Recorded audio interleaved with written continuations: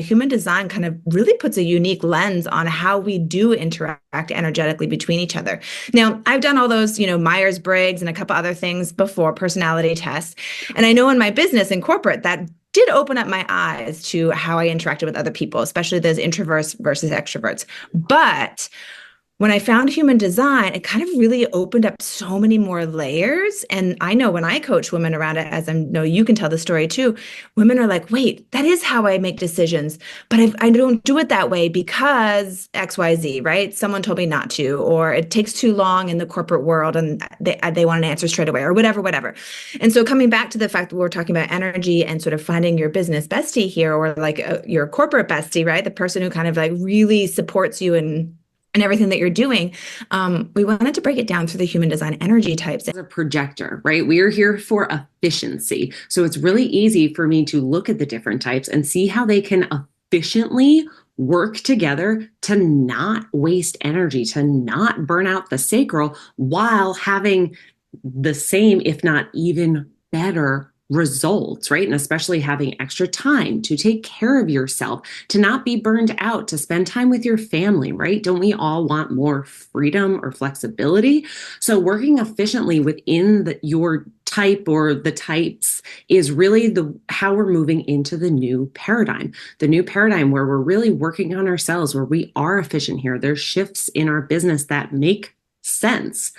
So projectors being here to be the guides, to be the seers. So projectors are really kind of meant to be in more managerial positions. We don't have the energy to always be on, to always be working. So to have a consultation time where everybody comes together and says, okay, this is how we're doing things. Is this efficient? So the projector can look and say, okay, no, the generator needs to do that. Okay, the manifestor needs to be in their role, right? Making sure that everybody is staying in their lane, not having overlapping goals or misusing their energy in ways. So projectors are really here to be the managers. So many times in corporate, had there been a projector in the room helping us with our discussions, I wonder how much faster those meetings would have been. Or would we be having them at all? Yeah. And when I look at like politics and things like that, it's like, where are the projectors? Because this is not efficient. This doesn't make sense. So where can the projectors just pop in where they're recognized, where they have the invitation, right? No projector is going to run into a room and commandeer it.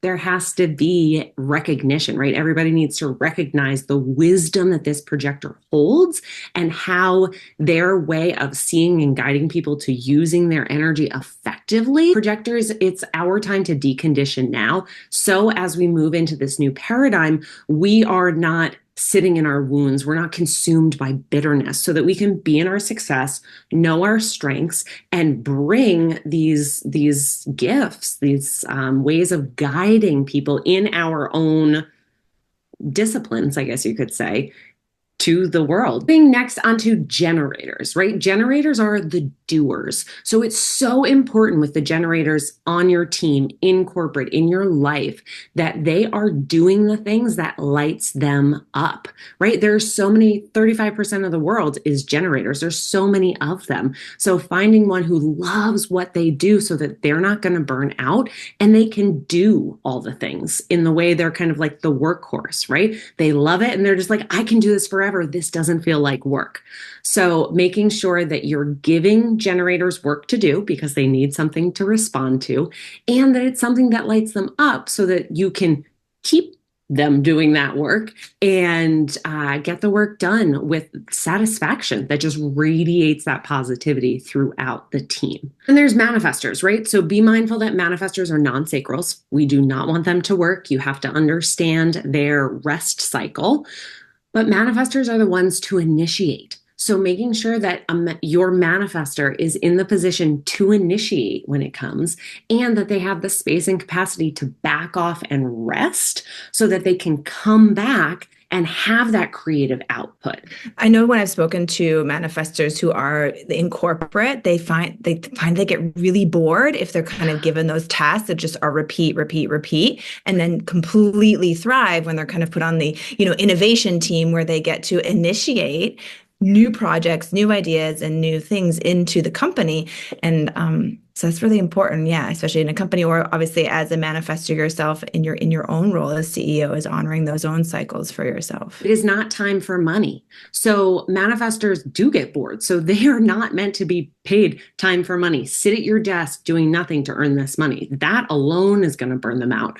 But manifestors being on retainer or on salary so that they can meet the cause, initiate when they have that urge and ability to, but are also being paid when they're not. Same with projectors too, right? We are always there to guide, but to have us sit somewhere and have to work and be there in order to make money is going to burn us out, is just going to make us bitter. We have reflectors. So making sure that if you are blessed to have a reflector on your team, in your workspace, that you are honoring their need for slowness, that they take those 28 days to sit with, to navigate, to feel through the energies, to know what's in alignment for them, for your team, all those things, and really utilizing them as reflectors to reflect that energy back, to sample the energy in the room and be like, so what do you think? What are you feeling? Giving them the opportunities to reflect all of their wisdom within their body back either in the moment or over the course of those 28 days, perhaps as you're getting a new project started or laying it out, anything like that, really utilizing reflectors. We have the manifesting generators. So I like saving them for last because they're so unique and special, and they have so much magic that you need to allow them space to do, right? But then you need to allow them space to kind of flit back and forth to what lights them up, where their creativity draws them. So it's almost like, I mean, you probably could have a manifestor working a certain amount of hours, but they might overwork or they might be moving around. So they certainly are not meant to be sitting down at a desk, at a cubicle. They need to be going and doing all of these things, but knowing it, I like to say manifesting generators just create magic. So when it's aligned, when it lights them up, making sure that they're in those positions to hand it off to them and know that it's going to be the quickest turnaround because it's in alignment for them. Right. How these energy types come together. And I think one of the easiest ways for us to really talk about it is the fact that, Jen as a projector, myself as a manifesting generator, coming together for these lives, coming together for the creation and launch of Planning by Design and how that's growing. And finding somebody who, for me as a manifesting generator, Jen keeps me in alignment, right? Because sometimes I'm like, let's try this, let's try that. How about this? How about that? And she's like, whoa, whoa, whoa, let's focus on what's working, and brings me kind of back to like, oh yeah, you're right. Trying to initiate too much at once, right? Now, Jen is my biz bestie. Not only do we work together through Planning by Design, but I also reach out to her when I just need advice or just need that friend to like hold me accountable or call me out for something that I myself am not seeing, right? Which we tend to do because we go so fast. There's certain things in my chart that help support her too, right? My sacral that's defined helps provide her with the energy for what we've created and what we're doing. My defined throat helps her undefined throat sometimes just, not that she doesn't have the words, she has them, but just to allow her to flow more easily, right? All that beautiful information that's tucked up in here kind of helps unlock that a little bit for you. Yeah. And the other piece too that I want to speak to is for any split definition, either a double split, a triple split, or a quadruple split, you have these pockets of energy that don't get to flow together. So I have a split definition. So I have kind of two voices, two pockets of energy that I can get kind of stuck between. So having a biz bestie that bridges that split, that creates an easeful flow, a single definition with us together is what can make all the difference, because then we have the easy flow of energy where our gifts get to come out a lot more easily. So you might find alignment or success, your signature theme, in a more easeful way when you have a biz bestie that allows for that.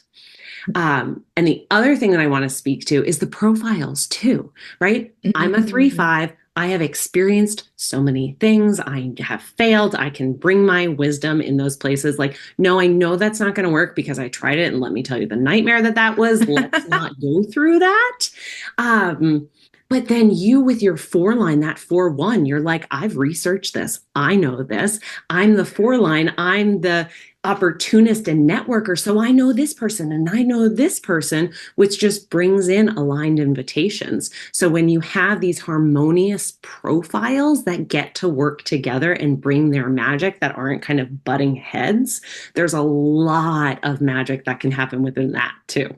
Oh, I agree. And, I have other biz besties, as does Jen too, who are all different energy types. And it's really unique to see when you're working with those other energy types, what synergizes and what comes from that. And one thing that I love for both Jen and I within both of our profiles and designs that we neither of us really actually knew about until we started working together is the fact that just us running a membership together is like, it's really, really good.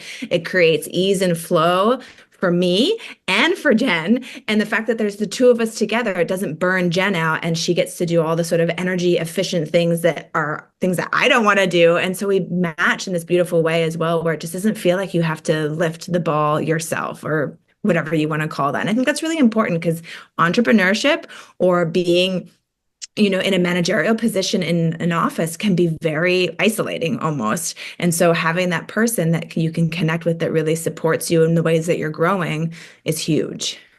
Yeah, and I think the other thing with membership too, or any aspect of passive income, right? For non-sacrals, we really kind of thrive on having passive income because then our sacral doesn't fall into its not self theme of when is enough enough? I have to work more. What is the output? What is the productivity, right? Or for the undefined hearts, how do I prove myself? I have to give, give, give, and overwork in order to be worthy. So memberships are Mm. such a beautiful container to allow for the passive income, for allow people to show up and have appropriate healthy boundaries that keep them from that need, that not self of trying to over deliver. So I know for me it's so calming to my nervous system, knowing that I have passive income coming in every month from this membership. I show up, it is within my energy, it is in my calendar, it does not burn me out. I absolutely love when I get to show up on our calls and I can do other things, knowing that that money from that one place gets to come in. Absolutely. I love that you just commented on that because that's a really big piece. And it doesn't have to be, passive income can come in lots of different ways. This is what's working for Jen. But I think that does relate a lot, especially when you said about the open heart, because that is one of my biggest wounds is just working, working, working. When in reality, you have to work smarter, not harder, right? And that's what we Yes. talk about in planning by design all the time is how to really make it so that you can work smarter, more efficiently, more on track. And that's why Jen and I do this together because we give you the projector and the manifesting generator insight to all of this.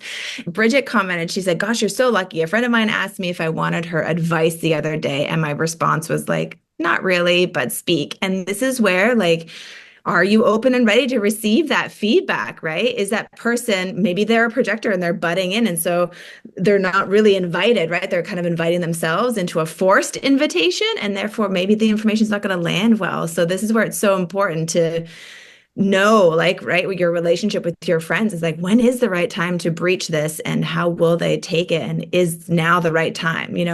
Certain interventions maybe can't wait, but Right. And especially when you're working in a team or in a corporate setting, right? As we all as spiritual entrepreneurs, as we grow in our business, we need to create a team and to have team members who understand, oh, right, Jen's a projector. How am I making sure that I'm letting her know how much I recognize her beautiful gifts every week, let's say? And how am I consciously inviting her in to these things, right? And if I was working with a generator, I would always check in to make sure, is this lighting you up? And what can I give them to respond to? So just knowing the basics of the type can really impact and change so many aspects, the interpersonal aspects, the financial aspects, the output, the productivity aspects, just from knowing the basics of energy type strategy. So hopefully you've walked away with some really great information from today that will support you, either within your employment or in your business. That's what we're here for to do. If you're ready, come join Planning by Design. It's our $22 a month membership where we actually meet weekly right now, with all these wonderful pop-ups and goal setting, intentions, and accountability. And tomorrow is our Q&A for human design marketing and business. So if you're an entrepreneur, you should definitely come to that one. Absolutely. Mistral is going to share And all of her expert wisdom around marketing to your human design